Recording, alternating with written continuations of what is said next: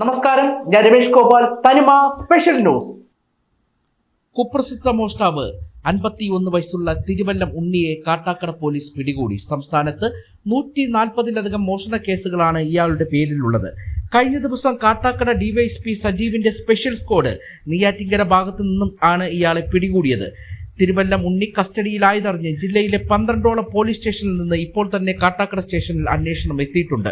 2025 October 19 Kattakode മുഴുവൻകോട് നിന്നും വീടിന് സമീപം പാർക്ക് ചെയ്തിരുന്ന 1 ലക്ഷം രൂപയുടെ ആഡംബര ബൈക്ക് മോഷ്ടിച്ച കേസിലെ അന്വേഷണത്തിലാണ് നെയ്യാറ്റിൻകരയിൽ നിന്ന് പോലീസ് സംഘം ഇയാളെ കഴിഞ്ഞ ദിവസം സാഹസികമായി പിടികൂടിയത്. പ്രതിയെ നടപടികൾക്ക് ശേഷം കോടതിയിൽ ഹാജരാക്കി റിമാൻഡ് ചെയ്തു. മോഷണത്തിൽ കയറുന്ന വീട്ടിൽ നിന്ന് പലവ്യഞ്ജനം, അരി, വസ്ത്രം, പാചകവാതക സിലിണ്ടർ, സ്റ്റൗ, പാത്രങ്ങൾ, ഗൃഹോപകരണങ്ങൾ എന്നീ തുടങ്ങുന്ന സകലമാന സാധനങ്ങളും ഇയാൾ കടത്തും. കാട്ടാക്കട സ്റ്റേഷൻ പരിധിയിൽ നിന്നും വർഷങ്ങൾക്ക് മുൻപ് നിർത്തിയിട്ടിരുന്ന ലോറി കടത്തിയ സംഭവത്തിൽ പോലീസും ഉടമയും ഇയാളെ ലോറി ഉൾപ്പെടെ പിടികൂടുകയും ചെയ്ത സംഭവവും ഉണ്ടായിട്ടുണ്ട്.